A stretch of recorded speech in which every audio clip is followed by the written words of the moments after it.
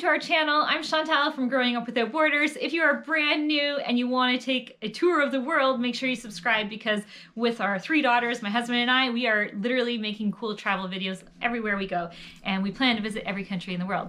So today we are connecting with a really cool couple. This is Mark and Jocelyn over at Wolters World. They also run a YouTube channel, and for those of you who are wondering, like, do other YouTubers talk to other YouTubers? We do this all the time. So we're in touch with a lot of different YouTubers, and these guys have been in the game for a long time. So without further ado, let's quickly connect with them, see what they're doing over in Chicago during the quarantine, during the coronavirus, and have a fun conversation with them. Hey, guys. Hey, Chantal. Hey, Mark. Hey, Jocelyn. We have to get our sound up. All right, there we go. Guys. We're good. How are you? Good. Yeah. How does it, well, thanks for taking the call. It's really cool to connect with you guys on video, not just over chat. That's very nice, isn't it? Yeah. Cool. Yeah. Thanks for asking us to do this too. It's gonna be really fun, and hopefully we can like physically connect in Europe. I think you guys had plans to come this summer, right? Yeah. Yeah, we did. We did. The first one's definitely not going to happen. The second one might happen, but not with the people we thought we would. It's interesting time, to say the least. Different. Everything's been thrown all over the place. What a change and a shift in everything in the world. I mean, this is just unprecedented, right? Yeah. It's kind of amazing. Part of all this bad stuff is that people from everywhere who don't even know one another, they're bonding over things. You know, it's just the good of humanity is being shown. That's all. I think that, you know, there are silver linings. Wow. Crazy though. So for you guys, let's just back it up and see, when did this put travel plans to a halt, and when did the realization of like how big it is kind of hit you?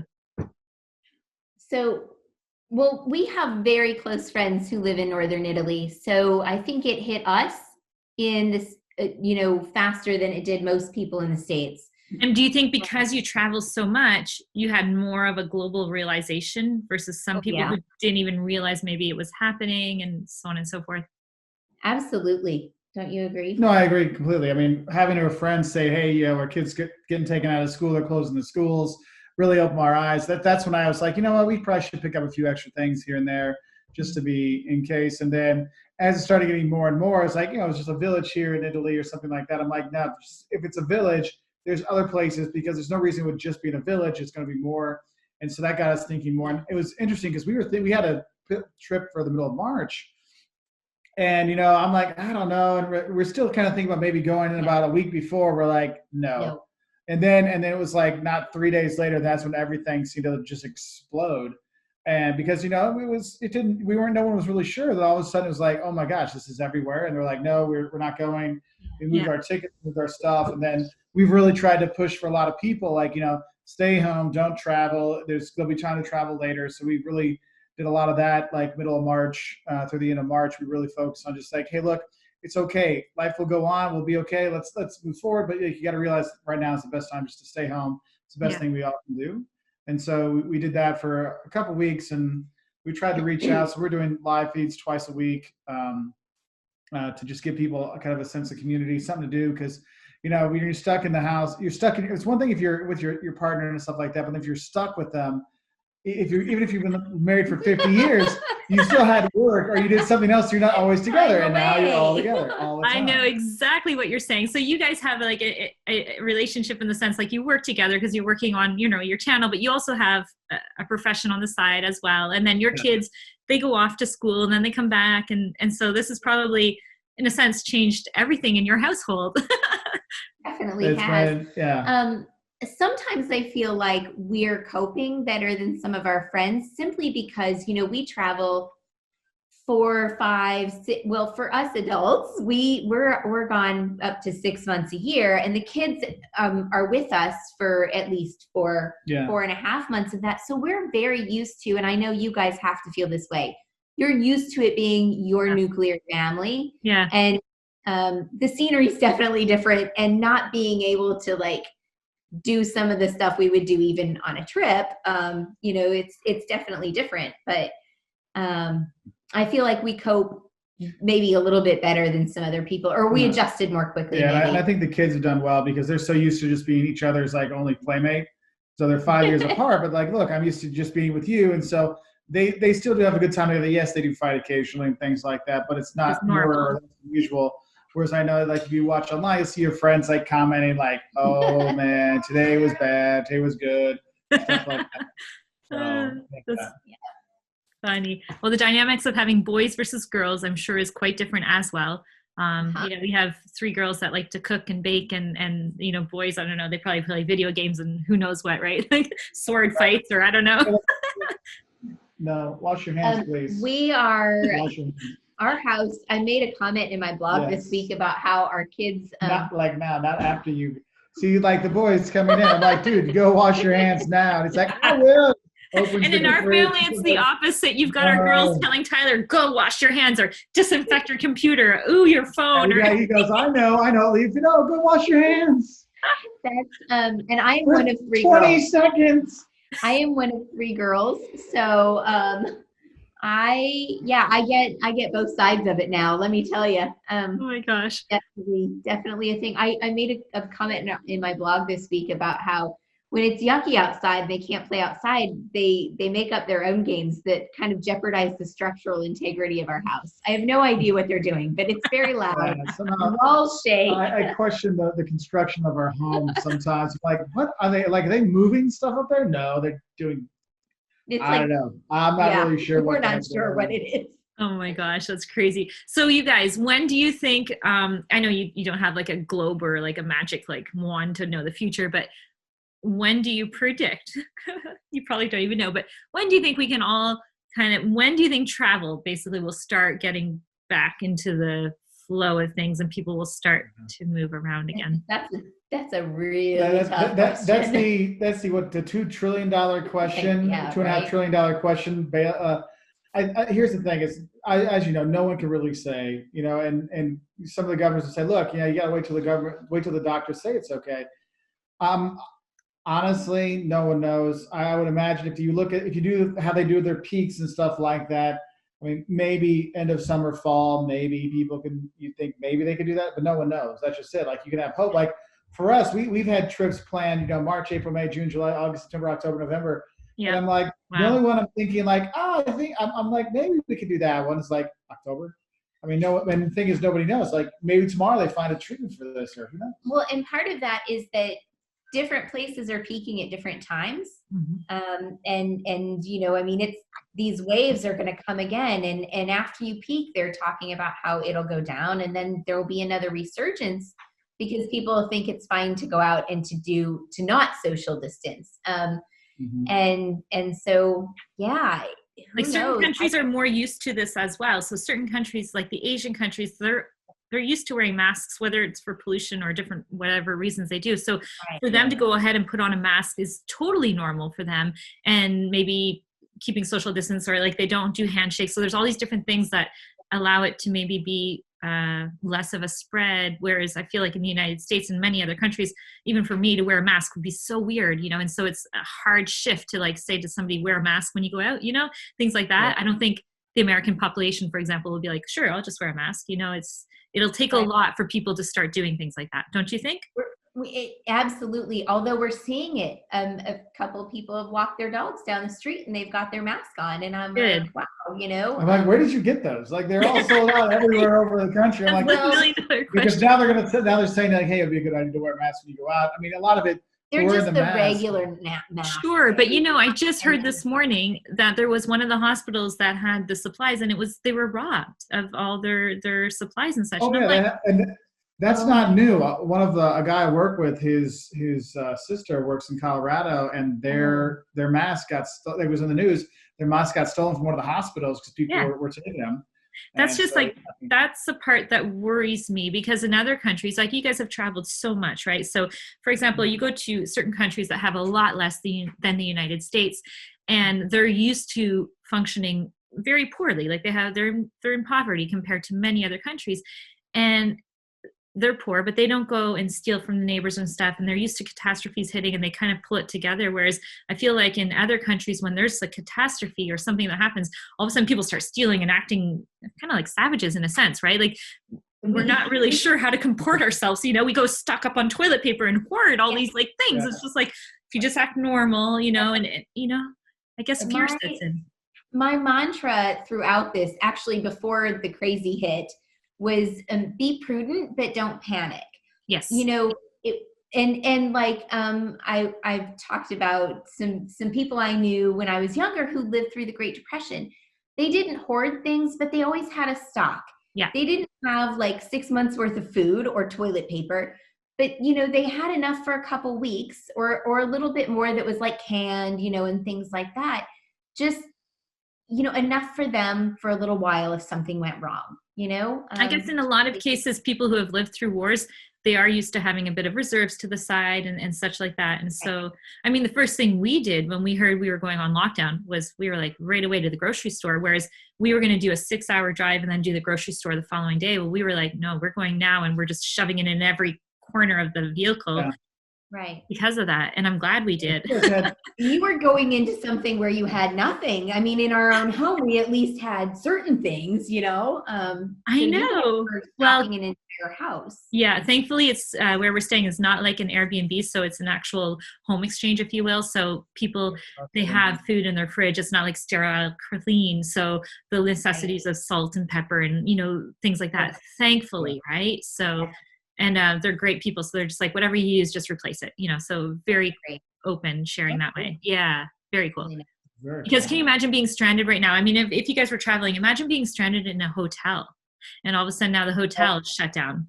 We've had this conversation before because I taught in China years ago and we were 7 weeks in a Chinese 2-bedroom apartment with 4 people and it's 2 single beds. I mean, and there was maybe, you know, this much space between the beds. I'm like, if we would have been stuck there, I mean, it would have been bad. And there are people that are like that. And that's the thing is we'll get emails from people like, look, I'm stuck in Poland. I'm stuck in Denmark. My husband's stuck in this country. Yeah, I'm stuck in that country. Like, when can I see him again? I'm like, it's going to be a while because there's no flights. They're not going to let you go back to Germany because you're not a German citizen, even though your husband doesn't matter. Like, you're so stuck. messy, isn't it? Messy. It's crazy right now. Yeah. It really is. And I think that's one thing is you're seeing these things that people are going to start reconsidering. I think when you look like longer term, well, not long term, but like short, I think things will go back to normal like they always do. But I think short, medium term, you'll see people start to go, where am I going to go on this trip? If there's a flare up, will I be able to get home? Right. And where there'll be good, am I going to somewhere where I trust the medical system? Or I just trust the system itself. Right. You know, and the thing is, you know, like I've talked to a lot of people, I'm saying, look, you're going to see a lot more domestic tourism in every country. Because people, I mean, your borders are still going to be locked, but people, even if it starts to like calm down, you're like, well, I want to get out, and they're going to go drive to the neighboring town. They're going to do those things. And so exactly. So domestic travel will increase for the time being, I think, for sure as well. And it's a good time in certain countries to take advantage of no tourism, you know. And you're helping out your own community, you're helping out your own region and stuff like that. It really can help out. I mean, the thing is a lot of people want to travel right away. I'm like, you have to make the right decision because financially speaking, you know, what's happened to your bottom line after all this? If you have all these people that are losing their job, these businesses are going out of business, there's a big, huge issue there. Yeah, massive. It's actually, I had a conversation with someone and his opinion is basically the economic impact that it's having is worse than the virus itself. And so the economic impact would be, I mean, when people put the $2 trillion, you know, stimulus package and stuff like that, it'll need to be more than that because you have, I mean, because it's not just paying my bills. Once we get through this, and I need a job again, and there's no jobs. You have to hope that there's enough things to get those businesses started up again, so they're going to hire again. So I mean, 2 years down the road, you have a roaring economy, but like for the next, I mean, until we have an idea of when this is going to be under control, we got a problem. Yeah, I think we all just have to pray that the scientists are able to see this well and you know, be able to fix things, you know, like whatever it is the scientists do, they're our hope, you know. Sure. Well, coming up with some kind of immunity to it so that people can, you know, and maybe they'll never come up with that. Who knows, right? Right. Yeah. So for you guys, so I know you had future trips planned, but if you know, if you were told basically, right, you know, you guys can't travel now for 5 years, what would be the first one in your, I mean, this is just a joke in a sense, but what would be like the first country you're like, I can't, is it? like the first country, like imagine you were told that, what would be the very first country you'd be like, I want to go to this country if I could get to only one country in the next whatever. So which country would you choose? Well, where we're supposed to be going to this summer is Italy. I'm supposed to be the best man at my best friend's wedding. Jeez. So I'm like, so if I wouldn't be there for that wedding, I'm like, dude, first trip, I got to come be with you, man. I got to be there because they've been together for over 20 years. And so she's like, 2020 or 20 years together on May 20th. Okay. And he's asked her multiple times. And so we're like, no, I right there. I got to go there. I got to go to my buddy Fernando and do that. I think so I'll take that one. So you can't use that one. Okay. So, that is a definite for our family. You know, they're our dearest friends, but for me, it would probably be Greece. And part of that is because I'm half Greek and I love going there. But every time I go, I feel very at home. I'm very comfortable. And there's a lot of variety in it. I can see so many things, you know, like there's a lot to do.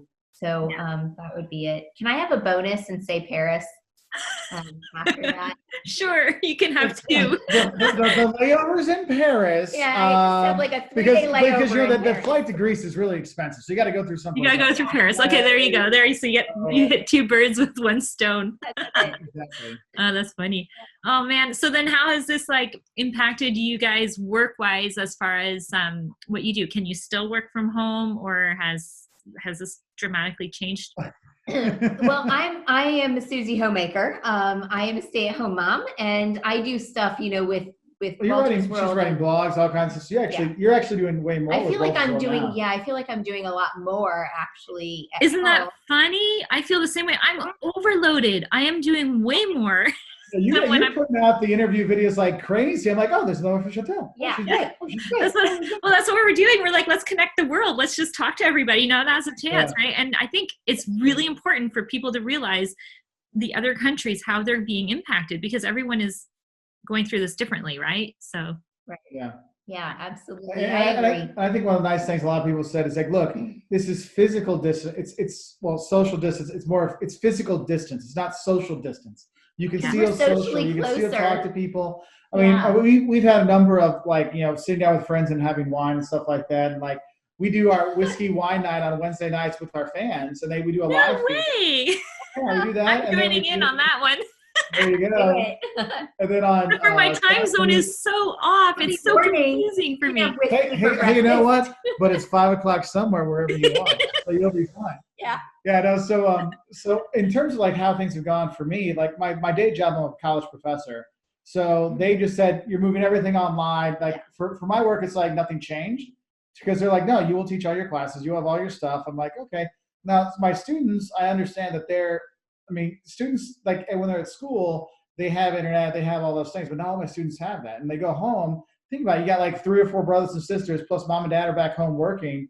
There's only so much bandwidth that's out there. So I've been doing a combination of like YouTube videos, because we have another channel called Professor Wolters, 5 to 10 minute long videos on that. But then we do 2 live classes a week. But the thing is, students can, it records itself, so students can watch it anytime they can, because I'm like, look, if your parents are there working, they're paying all the bills. They need the bandwidth. So try to do that. So that hasn't changed too much. I just miss having the students there. For Wolters World, the last few weeks, we've really focused on like the don'ts of quarantines, the layovers, travel bans, what you should do to get home, stuff like that.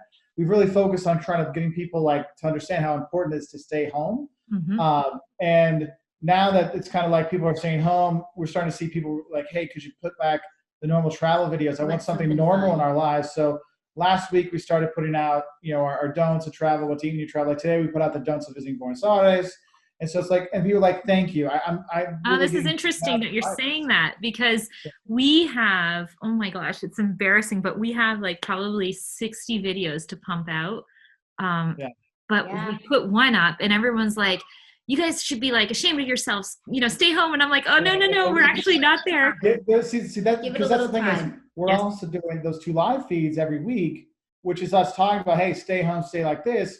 And so what I recommend for you is maybe like, you know how you can write the comment and pin it to the top? Yeah. Like I would pin it and stop like, hey, just, we filmed this before. We're just trying to be there. Maybe put the month we were there or something like that so they realize. Yeah, that's a really good idea. Plus, we're just confusing the heck out of them. No, people are like, you're not there right now. What are you doing? That we're getting the same thing. And so that's why I usually try not to have the dates or the months and stuff in the videos. But it's like, we're here in August. I'm like, I say we're there in August. Like you're like, what are you doing? Okay, but wait, I had a comment on a video from 2 years ago, and they're like, you guys shouldn't be traveling. I'm like, wait.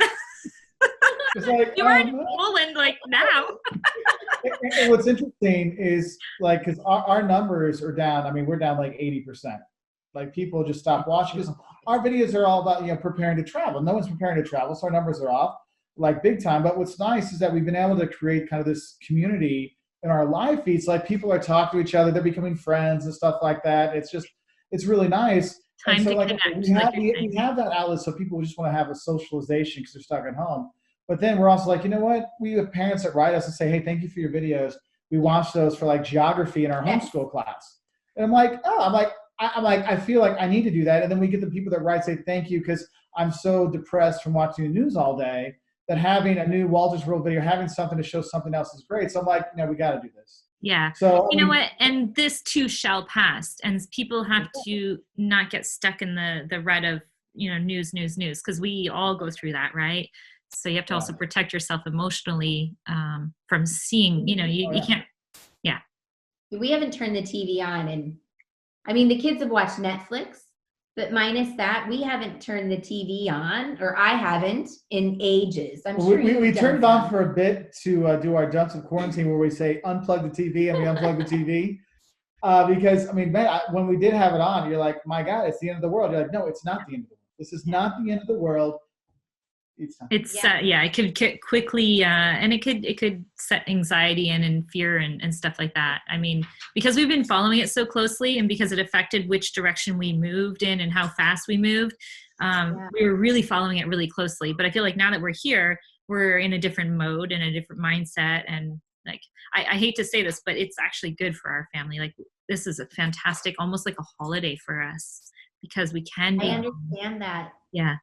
I do understand that, because, sometimes we're not on the road quite like you guys do. We come back and forth to home more often and for longer periods than y'all do, because our kids go to school here. But you know what?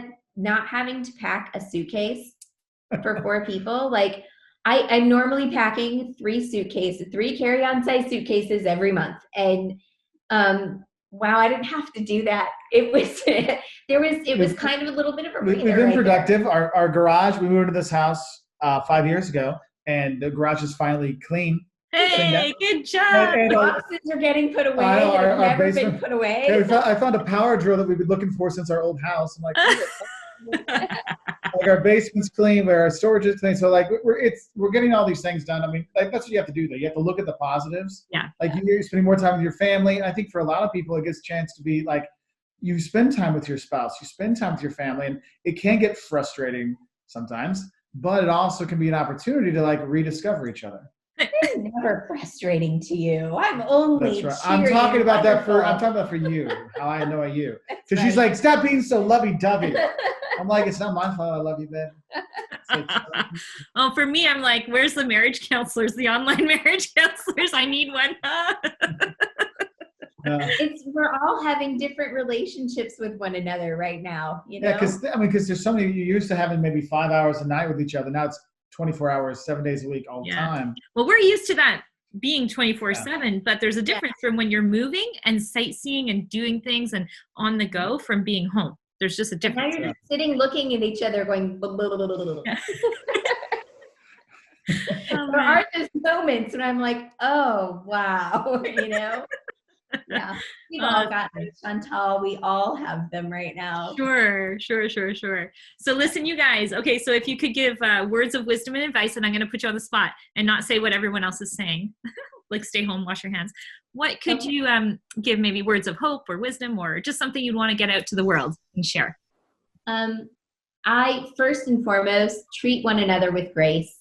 We have to allow for someone else to be angry, to be hurt, to grieve, all the things, because we've all lost our whole world in a lot of respects.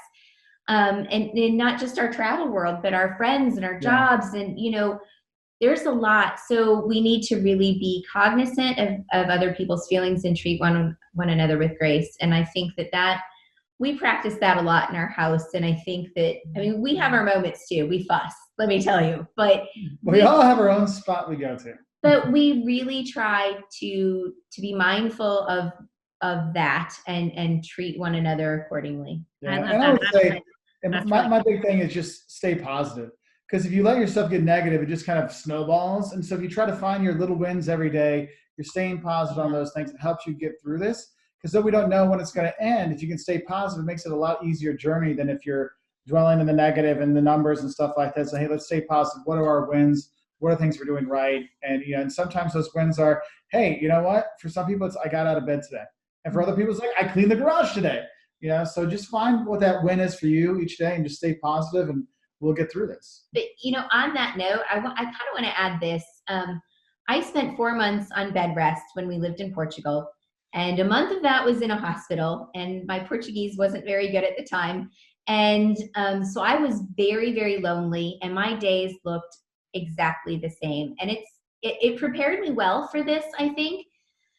But getting up, and even if I wasn't even allowed to shower except once a week back then. So wow. I would get up and wash my face and brush my teeth. And I was allowed to go to the bathroom, and that was as far as I could go. So I would go to the bathroom, and then I figured bathroom to the sofa is the same distance. So I would just move myself from spot to spot, and creating that kind of routine for yourself can help. Just those little daily things can make the day better. That's fantastic. I don't know if you guys can hear in the background, we've got the Chainsaw Massacre. I call him our neighbor. One of our friends just came by because we had some extra bread and peanut butter, and she just came by and knocked on the door. And she looked in, and we're like, hey, it's like, because we got... I accidentally ordered groceries today, and I didn't. Well, last week, but they came. Well, I ordered last week, but they just got here, and I goofed on how much peanut butter and bread, and so I was like, "Hey, who needs peanut butter and bread? It's on the front porch." Oh, that's hilarious! Oh, that's fantastic.